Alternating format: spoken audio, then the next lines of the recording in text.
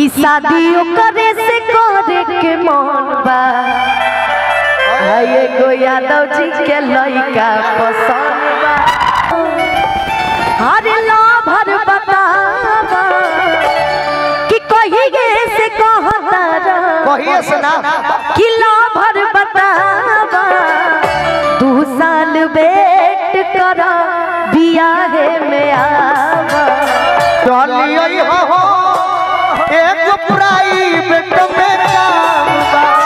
चलिए हो अरे तोनी बताओ 2 साल वेट कर पूरी खाए आवा। 2 साल वेट कर बियाहे में आवा।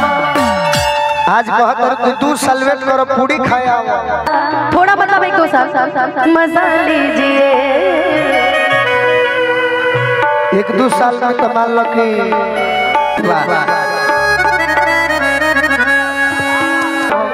कौन बोलो कि अब जा जा जा जा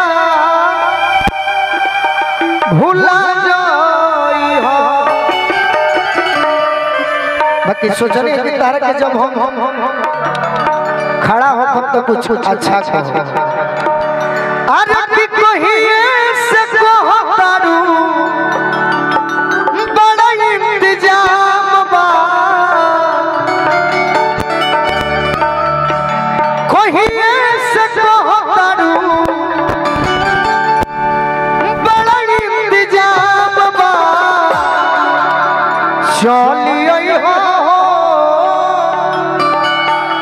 जहाँ बोला तनी चलिए हो खारी होनिए में जावा। चलिए हो खारी होनिए में जावा। कहिए से कहो तारू बड़ा इंतजाम बा। कहो तारू इंतजाम बा। कहिए से कहो तारू बड़ा इंतजाम बा। चलिए हो एक प्राइवेट में काम बा।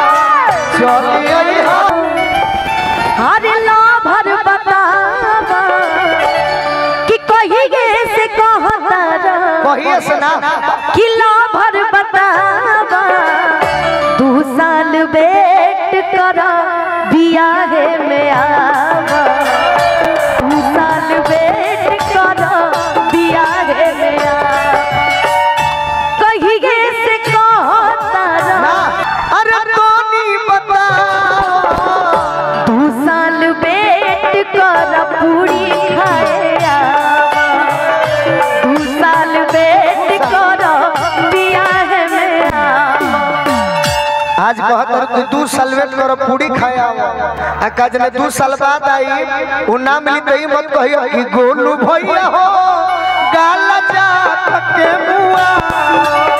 गोलू भैया हो गाल जा के आओ कि शादियों करे से करे के मन बा एगो यादव जी के लइका पसंद बा। 2 साल बाद अगर वो नहीं हुआ तो आपको कहने का मौका नहीं मिलेगा। हम क्यों नहीं हुआ? सुनिए आपने अच्छा अभी क्यों नहीं हुआ? पहले मेरी बात। इसका मतलब तुमने प्यार नहीं खिलवाड़ किया। अरे हमने 1 मिनट अब मेरी बात सुनिए। क्यों इसकी बात सुनिए? क्योंकि ये हार जाएंगे। अब मेरी बात सुनिए।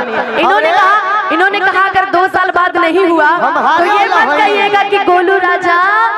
तो हम वो नहीं कहेंगे, हम ये कहेंगे कि शादियों करे से करे के मन बा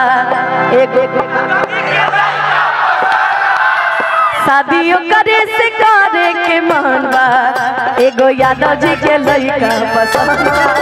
शादियों करे से